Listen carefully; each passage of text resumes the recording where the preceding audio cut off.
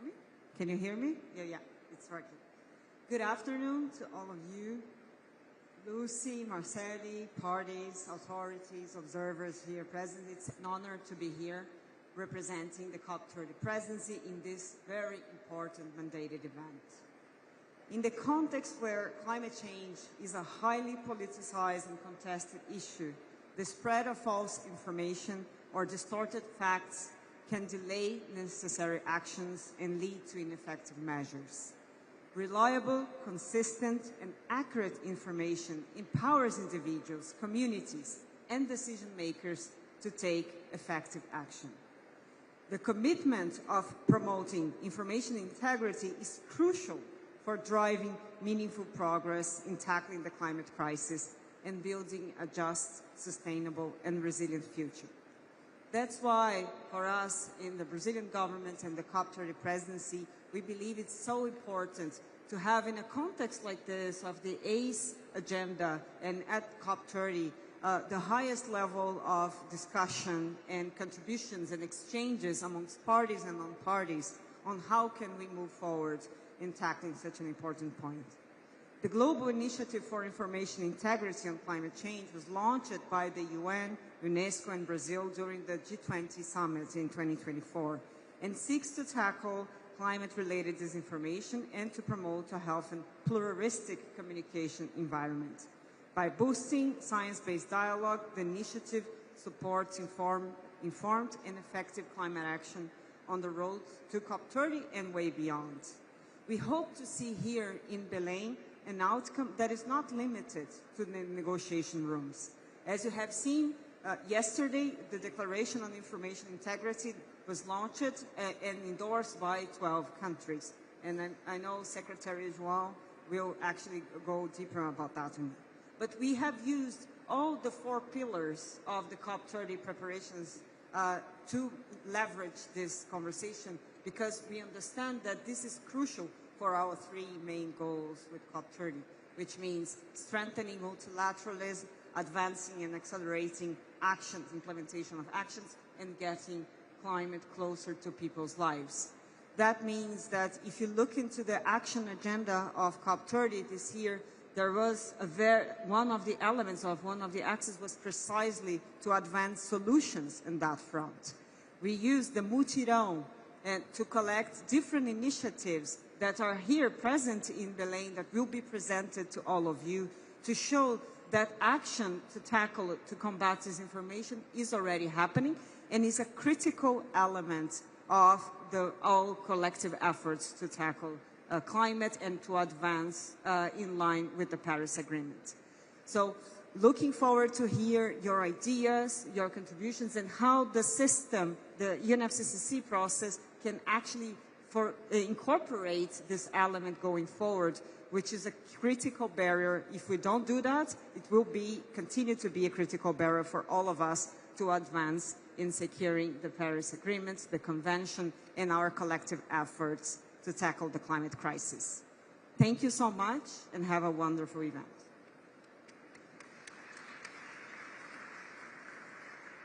Thank you so much, Alice, for really setting the scene wonderfully there and calling out the need to highlight solutions and work together. I would now like to introduce Danielle Violetti, and Danielle is the Programmes Coordinator at UN Climate Change. So warm round of applause for Danielle.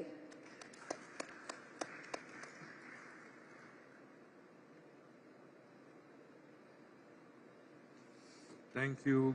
Good afternoon to all participants.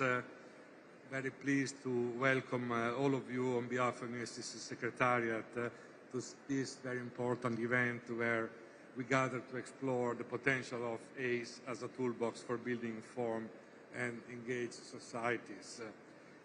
We know that climate change is an existential threat that burdens all of humanity, though not equally. So we also know that climate action becomes truly effective when we work together. Today's event marks another milestone in our collective journey to harness the power of dialogue, cooperation, and inclusion to shape a sustainable and equitable future for all. The 6 elements of ACE are needed more than ever, by fostering education and public awareness, training, strengthening public participation and public access to reliable information, and enhancing international cooperation on these matters at all levels, we can help shift mindsets and behaviors of decision makers and leaders in the public and private sector, civil society, and individuals everywhere. The theme of today's event is particularly timely and significant. Trust in scientific knowledge is essential for effective climate action. Yet it is being actively discredited by suppliers of climate myths and disinformation, actively seeking to undermine climate action itself and the progress made so far. Strengthening information integrity is therefore crucial to building resilient societies supported by an information ecosystem where citizens, communities and governments have the shared knowledge and practices needed to make informed decisions and take action. Last year, the United Nations, together with Brazil, UNESCO and other partners, launched the Global Initiative for Information Integrity on Climate Change. The UNFCCC is part of its steering committee. Grounded in the UN Global Principles for Information Integrity launched by the Secretary General in 2023, this initiative provides a framework for multi-stakeholder action to foster a healthier, more human information ecosystem. Structured around a global fund, an institutional agenda, and campaigns on climate change, the initiative addresses the need for policies that project information integrity, safeguard those reporting on climate issues, and support the development of informed and inclusive climate action. Earlier this year, the Global Fund issued a first open call for proposal to support non-profit organizations conducting research, communication, and reporting that strengthen information integrity on climate change. By integrating these aids into national policies, plans, strategies, and action, countries can build more informed, participatory, and resilient society capable of distinguishing fact from falsehood and advancing inclusive and effective climate action. With this, I would like to close by thanking Marcel and Lucy for moderating today's event and guiding our conversation today, and I would like to thank you all for joining here today. Thank you very much.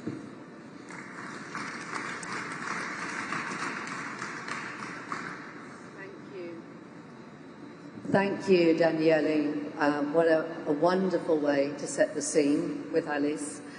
And we're delighted to say we have a special guest, an additional speaker to join us today. We are absolutely honoured to be joined by Ambassador Lukman Faili. And Ambassador Faili is the G77 and China Chair. And Ambassador Faili will share a few remarks from the floor. Great, thank you.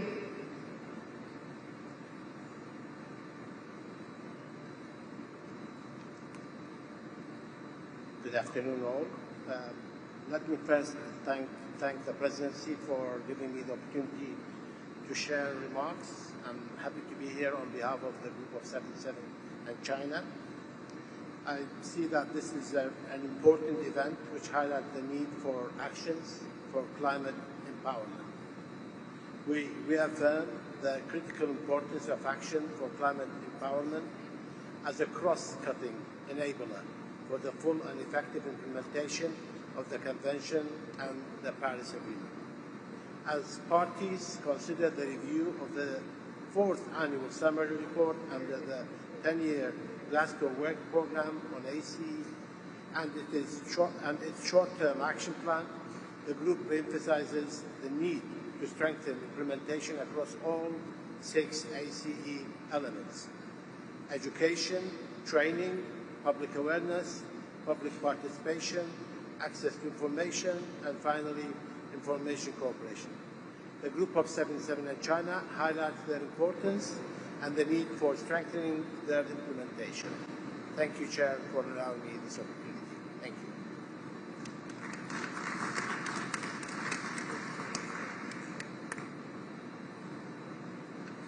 Thank you. Now we will start a panel presentation, Foster Information Integrity through ACE. This panel will explore how the 6 ACE elements, education, public awareness, training, public participation, public access to information, and international cooperation on these matters, serve as essential tools for informed and engaged societies. In turn, how bus information integrity is a prerequisite for effective ACE implementation. So, to start this panel, I want to invite to join us in the stage João Brandt, Secretary of Digital Policies in the Secretariat of Social Communication, the Presidency of the Republic of Brazil. A round of applause for João. Also, I want to invite Charlotte Scadan, Senior Advisor on Information Integrity in the United Nations Global Communications. Round of applause for Charlotte.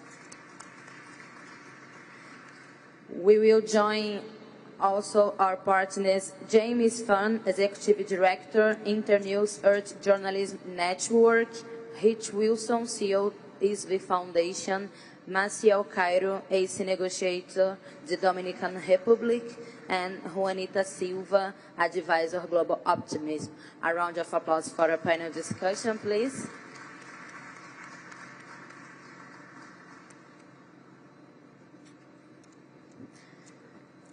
I am from Rio de Janeiro, and we have one rule there. We make the applause to the people come for the stage, and we didn't stop since everybody be in the place. So,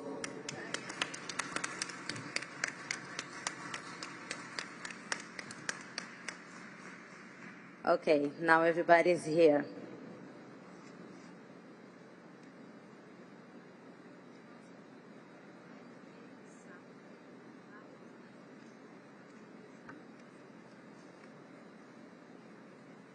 Thank you for coming. I will pass the floor first to João and Charlotte for their opening remarks.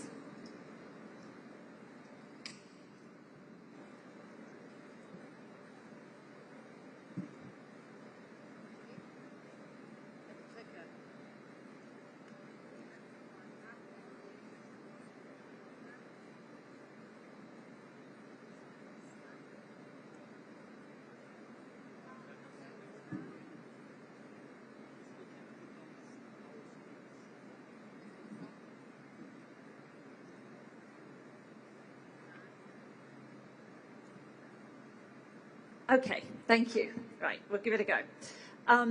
So maybe we could go to the first slide, please.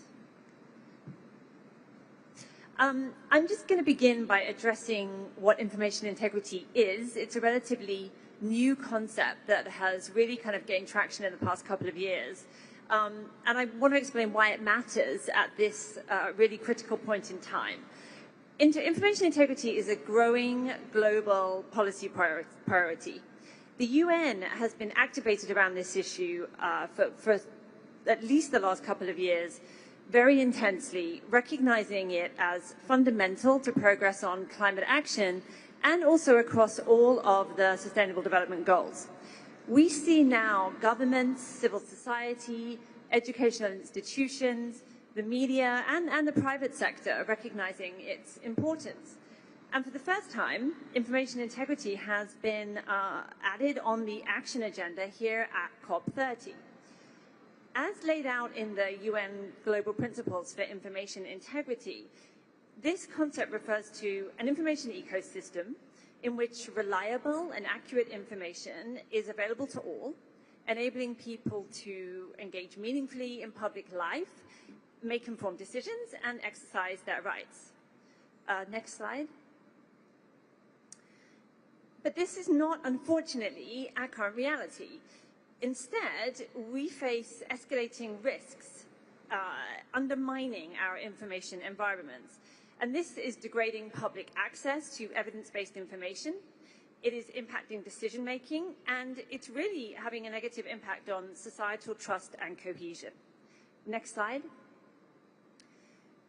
We at the UN see that we are at a critical juncture right now where two of humanity's most pressing challenges have become dangerously intertwined.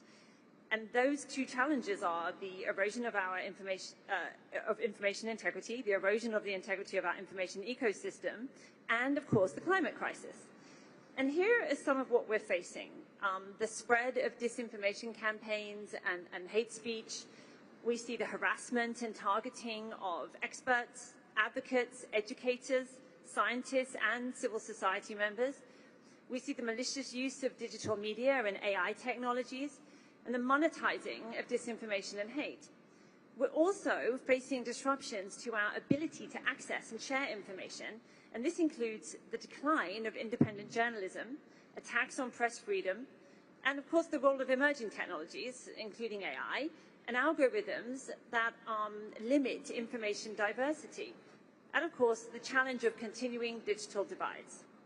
So next slide. So here are just some examples, I won't read them all, of the kind of claims that we see in our research and that we hear about from partners and colleagues across the world that are designed to mislead the public and policymakers and to undermine climate action. They include, claiming that climate change is overstated, that there's no scientific consensus, that it's a manufactured scare tactic used by elites, or even that elites are controlling the weather. And next, please. And we see this kind of content traveling at a very high volume across many spaces, online, but also offline. The winners, of course, are fossil fuel interests, political actors, and digital influencers monetizing outrage. And those who lose out are marginalized communities who face disproportionate harm and are targeted with this kind of disinformation. And ultimately, people are not empowered to engage with climate action and climate solutions. So this huge, enormous challenge that we face is precisely why, as you just heard, we launched the Global Initiative for Information Integrity on Climate Change a year ago. And I'll now turn it over to João, who's going to speak about that initiative. Thank you. Thank you, Charlotte. Yes, I think it's important now to connect the information integrity debate with the ACE debates. Of course, we're talking about a cross-cutting issue that goes and helps and underpins the action on education, public awareness, training, public participation, public access to information, and international cooperation. But we would like to highlight the direct connection with public awareness and public access to information, especially when we discuss about the obstacles to realize and to undertake the actions on that. So I think bringing information integrity to the table at this moment means not only talking about the positive actions that member states can do and move forward, but also how to deal with the obstacles and the externalities of these obstacles to the ACE agenda and to the Glasgow program. So we're meaning, as Charlotte is saying, that information integrity is built on societal trust and resilience, healthy incentives, public empowerment, independent, free and pluralistic media, and transparency and research. Next, please. So this global initiative was launched at the end of our presidency at G20, as was mentioned before, and it's joined by Belgium, Chile, Denmark, Spain, Finland, France, Morocco, United Kingdom, Sweden, Uruguay, and research networks and NGOs, such as the Forum on Information and Democracy, the International Panel on Information Environment, and Climate Action Against Disinformation.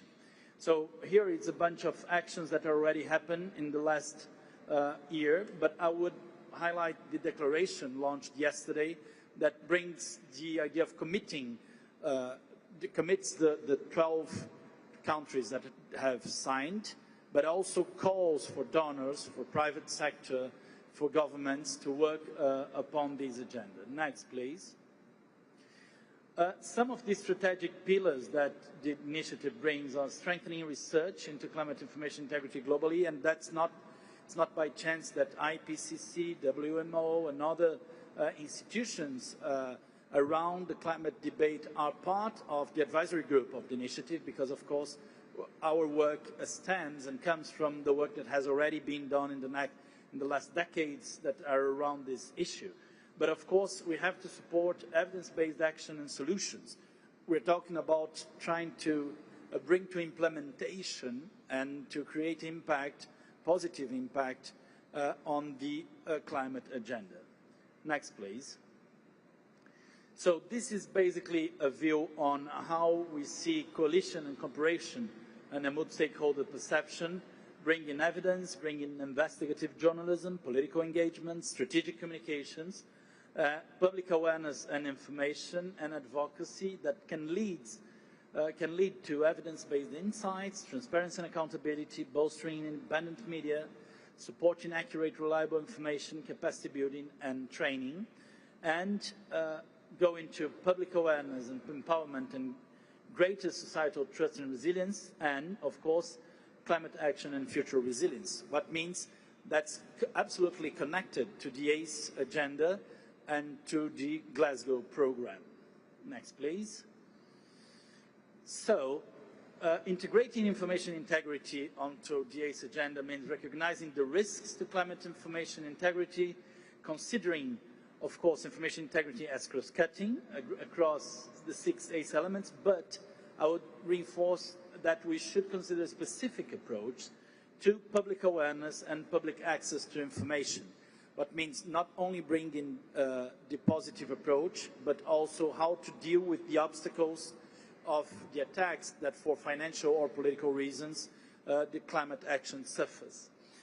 Finally, we would like to reinforce the need for encouraging parties to support and develop strategies to strengthen information integrity on climate change and reinforce research on the threats to climate information integrity. Next.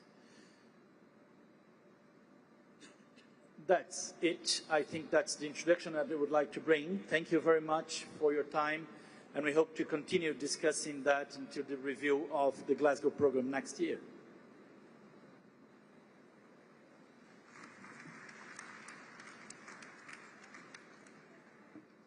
Thank you, João and Charlotte.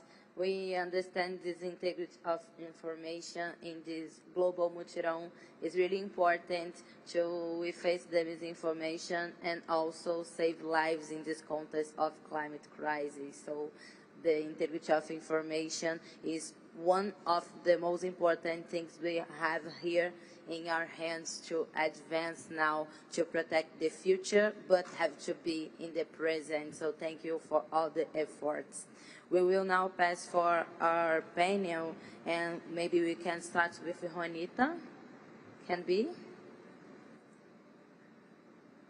Juanita, the question we have for you is, why do you think there is a growing crisis of trust in the climate information ecosystem? And how does this affect people's ability to take meaningful climate action? You have 2 minutes. The floor is yours. Thank you for coming.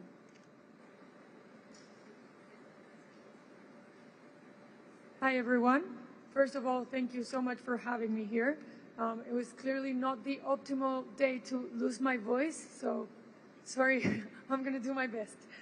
I believe there's a growing crisis of trust in climate information ecosystem because people are increasingly caught between too much noise and too little credibility. So studies show that more than 40% of the world population has been exposed to some kind of climate disinformation online. And combined with the fact that trust in traditional news outlets has fallen below 50%, we are clearly in deep, deep trouble. I've been working in the climate space for almost a decade now, and I'm always very vocal in my social media, so I've realized this year is the year where I've gotten the worst kind of conspiracy theory comments on my Instagram, so I will share some of my favorites just so you get the idea of what's out there. Climate change is the world's largest scam. This is just propaganda to make countries poorer. And my personal favorite, glaciers are growing and not shrinking. So that's the kind of things we see on social media every day. Why is this? Over the past decade, climate science has moved from scientific circles to social media feeds. And in social media feeds, the algorithm rewards outrage, simplicity, and emotional reaction so much more than it rewards actual accuracy. This has created a fragmented landscape in which misinformation and politicization thrive. When climate narratives are co-opted by partisan agendas, many people stop trusting who is saying something even before they understand what that person is actually saying. So the erosion of trust directly undermines people's ability to take meaningful decisions and meaningful climate action. When the public can distinguish between fact, spin, and manipulation, what follows is paralysis, because we don't know what to do, we don't know what is actually real.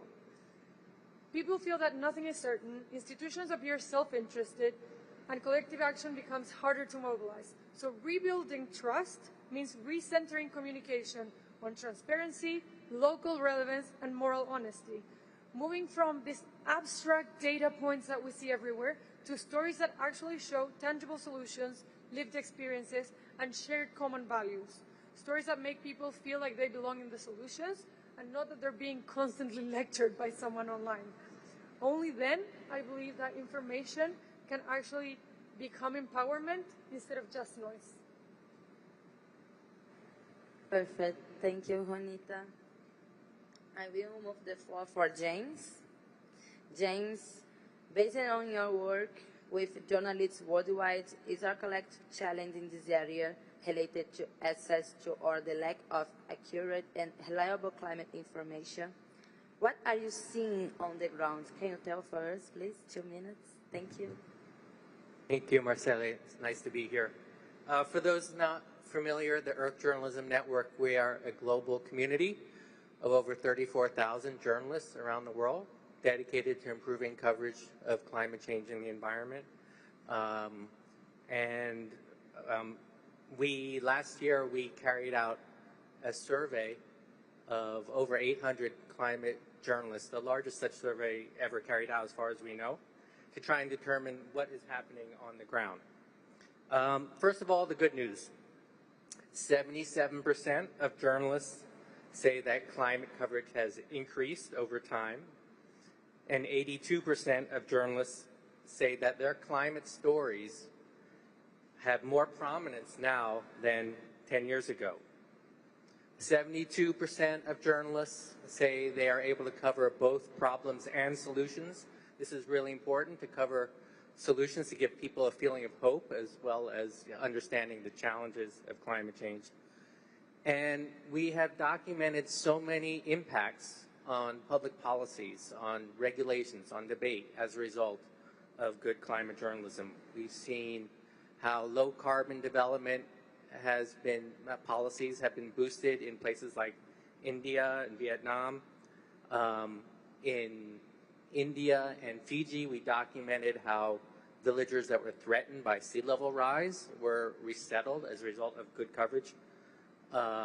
In Uganda and Vietnam, we documented how sand mining was causing erosion, and that was also banned in several key areas. But now the bad news. Journalists say that even though climate coverage has improved, it does not match what is needed. I think that is obvious. 35% of journalists say they have been threatened for their climate coverage, threatened financially, physically, legally, and a similar number, over a third of journalists, say that they have to practice self-censorship. They have to restrict what they report because of these threats.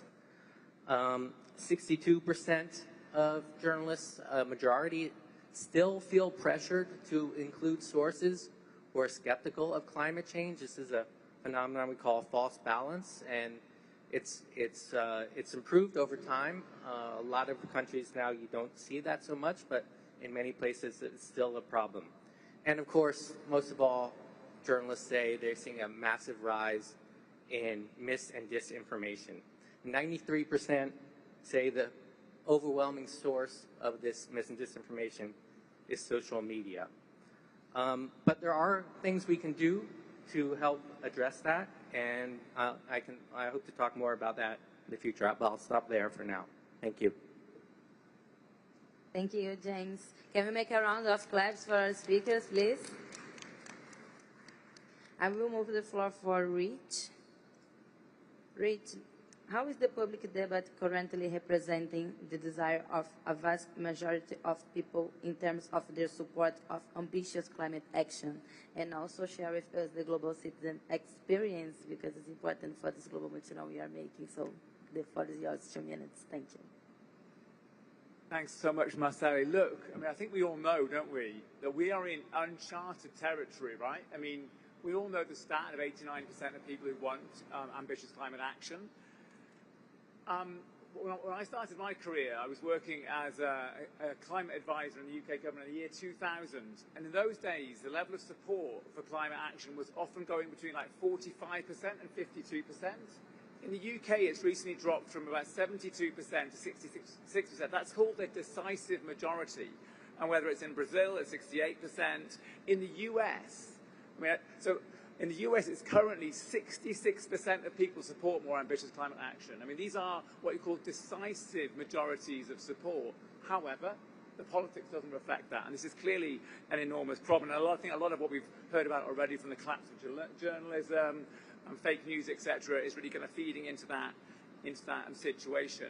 But one of the areas of hope, I think, is that there's also 89% of the population want to see stronger misinformation laws.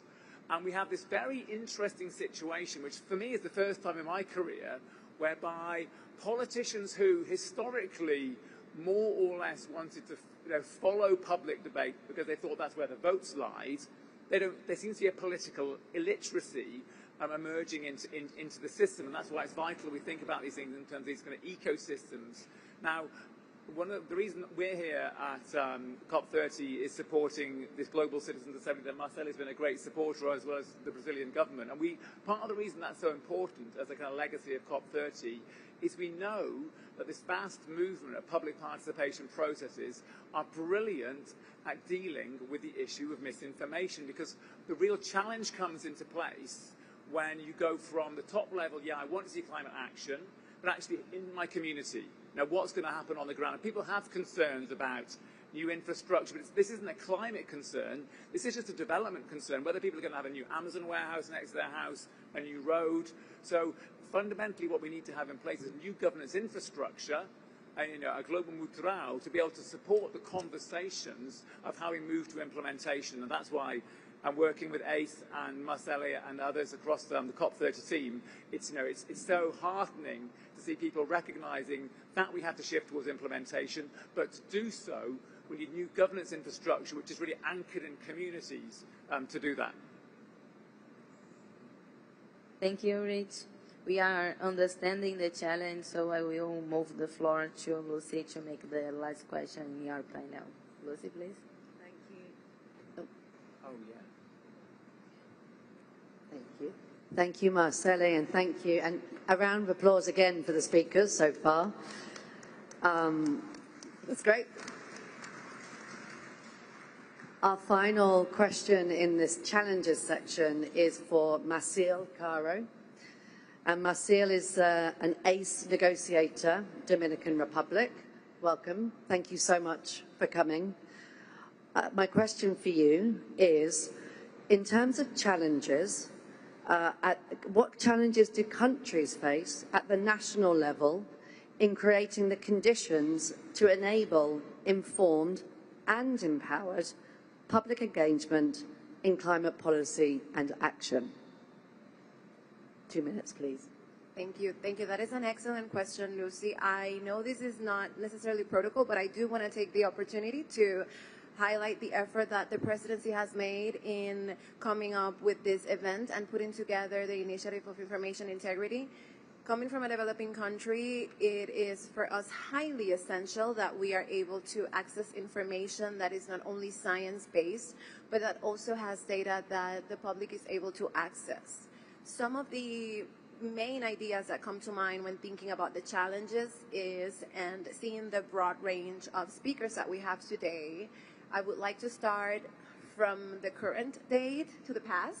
So right now we have a lot of different ways in which the public will use the information and different platforms that people use the information. So when you have a developing country that has part of the country that doesn't have access to internet, and doesn't use social media in the same way that other countries are able to access the social media platforms, or that we have frequent power outages. So you can't really rely on the most modern ways that people access to information. We have to heavily rely on the traditional ways that people access the information, such as printed press and sometimes the radio. One of the most ironic things that we found in 2022, when we had a climate change perception, knowledge, and practice survey, was that a large part of the population didn't rely on the government information. However, they relied more in the priest from the church based on the information that they could provide on climate rather than in the government itself. So the institutional arrangements need to be strong, need to be collaborative, and need to be inclusive to tackle that challenge. Secondly, the budgetary constraints that often institutions have in order for them to shape, design, and implement effective communication strategies that address climate change is a very big challenge. But also, and someone had already mentioned this, the climate story. So the storytelling has been evolving, and it's important for governments to identify what it is the correct language that they need to use to reach a certain population. So we have a lot of diversity in the Dominican Republic, and oftentimes you can't really speak to people in the north of the island the same way that you speak to people in the east of the island who is heavily dependent on tourism, for example. And then the way that you speak to someone whose main income structure is agriculture is not going to be the same way that you speak to someone that, depends on tourism or that works for the industry. So we have launched a different map roads over the years that tackle different economic aspects that we have. For example, the Ministry of Industry and Commerce, alongside to the Ministry of Environment, they launched a roadmap to tackle the consumption of plastic, because we had a law. This is an example. We had a law that was passed back in 2020, but it hadn't been able to come into full effect. And a lot of that had to do with the way that we are able to communicate with the population to get them to understand and be on board and create that type of behavioral change. So those are some of the key challenges that we have. And one of the ways that the Dominican Republic is trying to tackle those aspects is actively engaging in the process of policy making. So, for example, the NDC in the Dominican Republic is a completely participatory process, and we have participation from civil society, from academia, from the private sector, as well as the public sector, and we have thematic tables. So each already prioritized and identified sector that is going to contribute with information to the NDC is invited. And also at the international level, our delegation is multidisciplinary. A lot of delegations have colleagues from Ministry of Environment or from the Ministry of Foreign Affairs. The Dominican Republic has delegates from the Ministry of Industry and Commerce, has delegates from the National Office of Information, which is the leader to gather and process effective data. And we also have people alongside from the National Council of Climate Change. We have people from the Ministry of Agriculture. We have people from academia. And that way we can adequately identify how we can bring the information back to the country and make it accessible to those different sectors. Yeah, thank you so much for that intervention. And I think I feel the same way as you feel about the ACE agenda as about the effort that was put into IPCC Annual Report 6, which for the first time really called out not just the problems of information integrity, but the need to develop narratives, public storytelling, to have a focus on behavioural interventions. And so I think this is now a great moment to, with Marceli as well, to open up the second round of discussions. We've spoken about the challenges. We're now moving to the solutions. And Marcel, I'm going to pass back to you again, noting that in your earlier comment on challenges, I noticed you already, as clearly a born storyteller, moved to the solutions. And I think that's great. And the final piece I would love to bring in is storytelling really works. We're actually 22 times more likely to remember a story than a fact.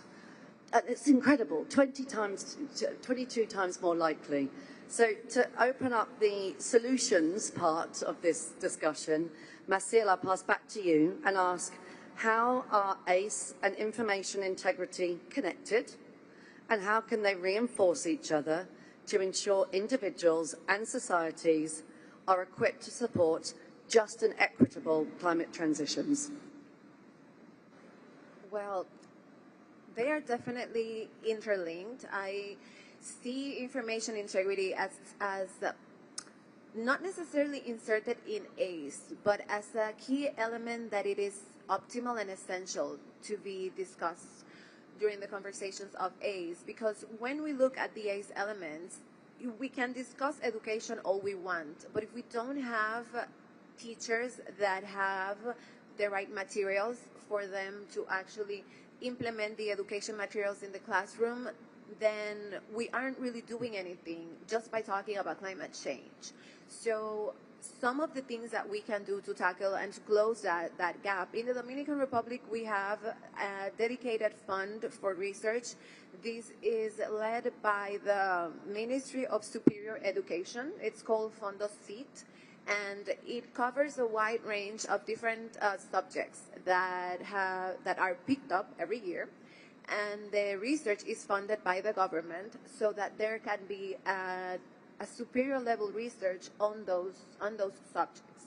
And then one of the things I was saying about the storytelling, for example, the National Council for Climate Change had an initiative through social media, which was called the Climate Little School, in Spanish, Escuelita Climática. And so what it did is that we had the head of communications. He would often interview different relevant stakeholders that relate to the climate change policy-making aspect. And then he would create some very short educational videos that addressed key aspects. So we would upload that to a platform, and that would be easier for people to reach because, as we've been saying, storytelling matters. And another thing that the Dominican Republic has is that whenever there is a climate change project that is approved, we make sure that it has one specific dedicated line addressed to education or to raising awareness. However, when we speak about raising awareness, it's important to note that we have found with our surveys that awareness does not necessarily equate the impact that we expect it to have. So to go further on that, we try to work very closely with the territories, and we try to work very closely with the different institutions in the public sector. So every year we will go to different institutions and we will have sensitization at a medium and decision-making level so that they are adequately engaged and that they understand that the work that we do at a local and international level will eventually yield fruitful results for our country. Round of applause, please, for Maciel. Thank you. I will now pass the floor back to Marceli. Thank you. Maciel, I want to be your friend and talk about this all the afternoon. I will give the floor again for Rich, and we talk a little bit about Global Citizens Assembly, but coming back about this proposal of solution, what is and how this participatory model can make citizens' voice a lasting safeguard for information integrity. Please, Rich. Thanks, Marceli, and I'll try and be closer to the mic this time. Lucy, I was just thinking about your 22 times storytelling point, which I've heard, and it's true, isn't it? And I don't think we've got the data on what happens in participatory processes, but you see obviously similar things happening whereby you've got representative groups of people talking about issues they care a lot about. And I think what happens is there's this mixture of storytelling, personal testimony, and of course the people who are sharing their versions of evidence, which might be fake news or might not, let's face it. But under those conditions, you've got a mixed media of information, interpretation, and engagement, which just allows the diversity of learning methods to kind of come to the fore. What the Global Citizens Assembly it will be launched next Thursday, initiated the post-COP30 process, and it consists of two components. A civic assembly, which is demographically representative of the global population, and it will be running in the first half of 2026, looking at the issue of kind of food systems. With the sortition has already happened, which has dropped 100 dots around the world, and at each location, a community-based organisation is identified to ensure you've got a sample which is an accurate reflection of the global population. But the big power, where we get the real power, is the community assemblies.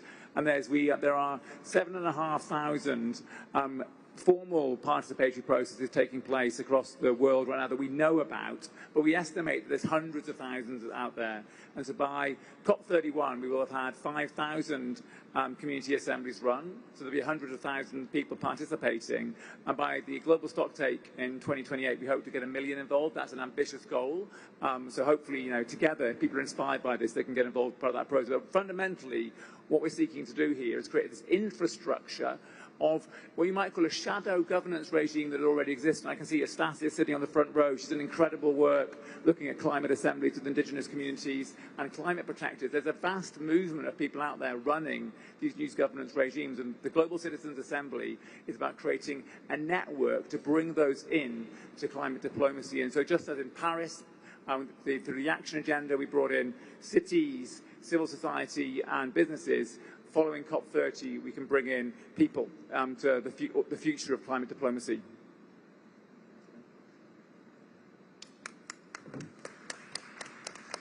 Thank you, Rich. I will move for Juanita. How can climate education and literacy give people the tools to recognize disinformation and to strengthen resilience to misinformation? And like a young person, the climate education for us is really important. So the integrity information, climate education are really close or not? I think yes, but the floor is yours, please. Thank you so much for this question. And it hits really close to home. I'm from Chile, and we have presidential elections this weekend. And we have seen how my country is following the footsteps of other countries where misinformation has been used to manipulate elections. I want to talk about the solutions because we've seen in Chile that some candidates have been using these tactics, bots, fake news, etc., to get ahead in the presidential race. And what I have found personally to be a very, very useful solution are fact checkers. So if anyone is a fact checker here and is taking that really, really important job, I thank you very deeply. But I want to talk about other solutions, and I want to push back on what was said a little bit before, because climate education and literacy can be one of the most powerful tools we have to counter disinformation. Yes, I agree, and the UN and this presidency has been doing an amazing job on that, but I think this is only if we expand what we mean by education. So for too long, I believe that climate has been focused on the science itself, so emissions, temperature rise, impacts, measurement, which is, of course, don't get me wrong, absolutely fundamental and important, but it's not enough. It's not enough if we're not teaching how to navigate the information ecosystem itself, the information ecosystem around all this data. Studies show that communities with stronger climate literacy are up to 30% more resilient to conspiracy theories, and that's because education doesn't just transfer facts, it builds cognitive resilience. One particular effective approach is what psychologists call the inoculation theory. So just like we do with vaccines, where we're exposed to a weakened version of a virus, the inoculation theory exposes us to a weakened piece of misinformation and then explains us why it is misleading, so we can then go out in the world, and when we encounter these kinds of headlines or misleading news, etc., we're able to identify and reject them. This means that climate literacy shouldn't only be about emissions targets, policy agreements, which, again, don't get me wrong, is absolutely the priority here. But it should also be about how we teach information, how information is shared, how it spreads, who benefits from distortion, and how emotions are used to manipulate it. When people understand both the science and the storytelling behind climate, they can stay open-minded without being naive. So I 100% agree on the importance of storytelling. But ultimately, climate literacy is civic literacy. It gives citizens the tools to think critically, to question without falling into cynicism, and to rebuild trust through understanding. In that sense, every newsroom, every campaign, every organization here has a role to play in strengthening our collective immunity to misinformation. So I think those are the solutions, and that's where our efforts should be focused on this agenda. Thank you, Anita. I will move the floor to James, and understanding we are in one COP with culture included in the agenda, we understand the communication is really important for all us to mobilize and to engage in. So what kinds of support or partnerships from philanthropy, government, private sector, everyone in this spirit of mutirão are most needed right now to sustain independent, fact-based and engaging climate communication? Also, how can journalists and social media creators work together with governments, can raise public awareness effectively? The floor is yours. Thank you. Thank you, Marcele. So what can we do to improve the situation on the ground? Well, talking about partnerships, a great example is the Climate Change Media Partnership, which is a collaboration between Internews' Earth Journalism Network and the Stanley Center for Peace and Security. This CCMP has been bringing journalists from the Global South to the climate COPs for the last 18 years. We've altogether brought hundreds of journalists here to cover the summits, producing thousands of stories. And as Lucy said, that's really what it's about. It's telling stories. And these journalists do a wonderful job at it. That is their profession. There are certainly many other good partnerships out there. There's you may be familiar with the Climate Action Against Disinformation Network, a group of 120 organizations working for climate information integrity. What are the kinds of things we can do at the Earth Journalism Network? We provide training workshops, we provide grants for story, we support local media, we do a lot of investigative reporting. We've produce special reports on greenwashing and how companies tout climate benefits that aren't really there. We just recently came out with a special report on how the building out of AI data centers and cryptocurrency mining operations are causing huge climate and environmental impacts.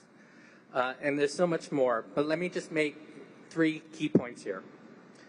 First of all, we really need to support local media, okay? This is the media that is hurting the most. There are a lot of very strong multinational media out there that are doing well and doing great reporting.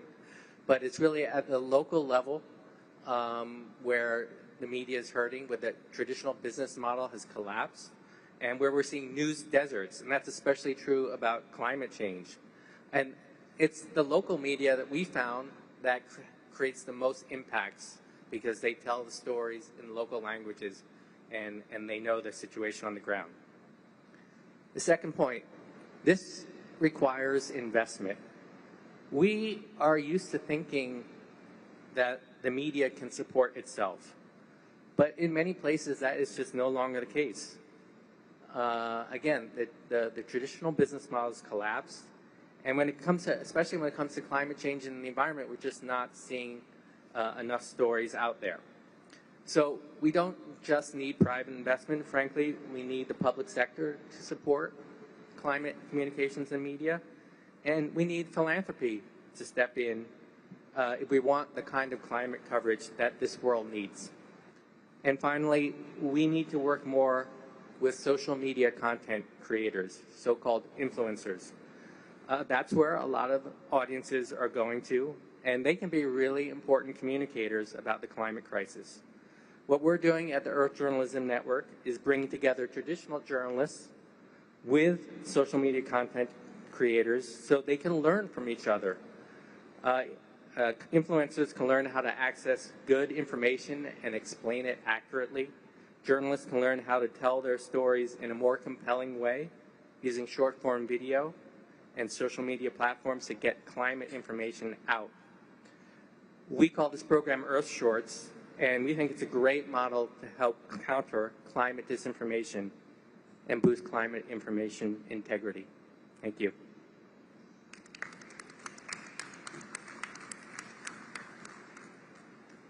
Thank you, James.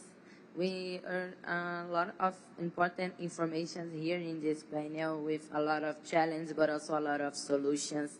And this is also something important to highlight in this COP30 inside Amazonia, when we are here for the best climate decisions. So look for the solutions coming from the ground is really important to us, and integrity of information is one solution coming also from the ground. So I want to move back for João Brand and Charlotte to provide some final remarks to us in this panel. Thank you.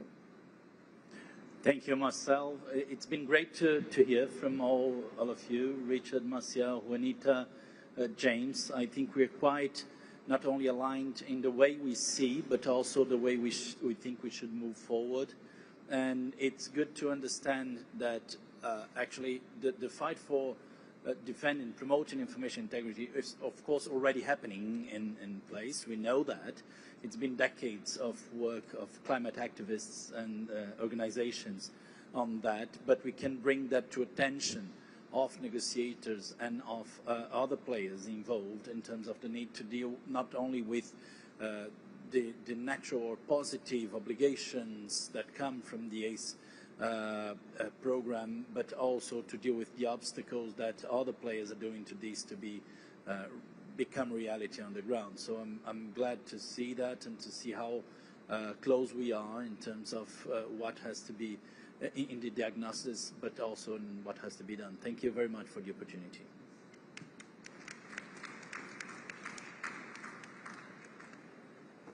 Yeah, I'd like to reinforce what Raj just said about how inspiring it is actually to hear all of these amazing solutions on the panel today, but also throughout this week. I mean, there have been so many information integrity related events happening here in Belém already. And, you know, around the world, we're seeing really incredible examples of tireless efforts to strengthen the information ecosystem for climate action. And I think, you know, that is what gives me hope in this work. What we need to do is try and kind of scale up and scale out some of those community level efforts, you know, right up to some of the global efforts that we're doing through our global initiative. And as João said, I think increasing awareness and recognition that information integrity is fundamental for effective climate action is key. So I think that's, you know, that's incumbent upon us to continue to make that case and to bring the evidence base and talk about what effective solutions look like. But we, you know, we really appreciate the opportunity to talk here today. And as I said, it's very inspiring to hear from all of you doing this great work. Thank you.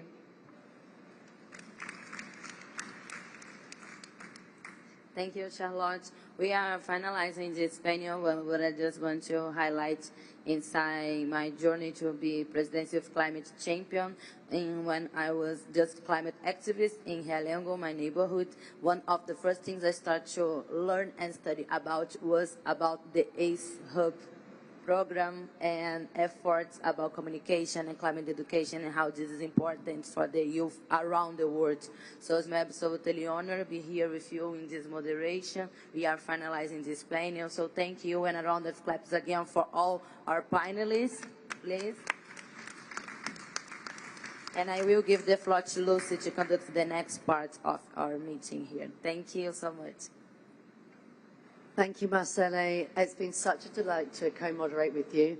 Panelists, thank you. Yes, you may exit the panel now. Thank you. There's always that moment of, do I go? Yes, now is the time. Marcele, I think you're also going to be leaving us for an hour or so while we do the World Cafe, and we break you all into groups. But Marcele, we hope you'll be able to join us back for some closing remarks for the final piece. So thank you, Marcele. I hope so. Yeah, thank you, Marcele. Thank you, everyone. Oh, thank you so much. Such delight. All right. So I feel we have lifted the energy. As Marcele said, we were at the post-lunch panel, and the wonderful panelists and my co-moderator, Marcele, have really lifted up all the energy. And now we're going to keep it going with some breaking out into groups. And we're going to have an opportunity for everyone to share their own experiences. And collectively, we're going to explore this ACE toolbox, the Action for Climate Empowerment toolbox. We've heard so many wonderful stories and interventions about how it's applied in various formats, countries, regions, on different issues. We're going to be looking at climate planning, policies, measures, and how that can strengthen information integrity, foster public engagement, and accelerate effective and inclusive climate action. Now, how we're going to do that is with a World Cafe format. And what you can see on the screen now are the 4 topics that we will explore in the World Cafe format. And we have 4 stations. Now, Laura, remind me, is it 1, 2, 3, and 4? Great, thank you so much. So in this corner here, we will have Station 1, which is empowering citizens through climate literacy, with some fantastic facilitators. Thank you so much for joining us. Christine Usden, Global Director, Climate Education, Cambridge University Press and Assessment, and Isaitis Cintron Rodriguez, Columbia University and ACE Observatory. So that's, stay for a moment, I'll introduce, and then we're going to be moving Group 1 into this corner here. Station 2 at the back will focus on enhancing the accessibility, reliability and effectiveness of information on climate change. Again, wonderful facilitators, Hanna Lapalainen, docent, Pan-Eurasian Experiment Programme, Secretary General, University of Helsinki, and Sadatu Gambo Madak, National ACE Focal Points, Nigeria. So that'll be in this corner here.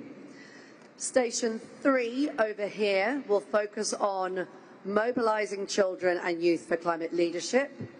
Facilitators, thank you again, JP Amaral, Head of Nature, Alana, and Ayush Dwivedi Youngo. So thank you so much, that'll be here. And lastly, in this corner at the back here, Station 4 will focus on pathways for effective ACE implementation. And our facilitators are Asif Nawaz Shah, Global Covenant of Mayors, and Azul Schwarzman, World Benchmarking Alliance. Okay, so I will allow the groups to introduce the exercise, but you're going to have a short introduction, and then you're going to participate in a group discussion, and you'll then swap. Because as it's World Cafe, you get to do you get to do 2 rounds. So you can pick 2 of these 4 topics, and the stations will remain set, and you can move yourself between them. So if you find yourself at a station where there's, you know, a huge amount of people, you might want to move yourself around because you have an opportunity to do that station in a second round. So 1, 2, 3, and 4. I am sorry to say interpretation is not available during the group discussions. And those joining us online, there's a QR code on screen, and you may provide your input that way if you wish to. So I wish you all a wonderful discussion. You can stand up, have a little shake, big breathe, and move yourselves into your stations. And it might be slightly less than 30 minutes, but we will call you when it's time to move around. Thank you so much.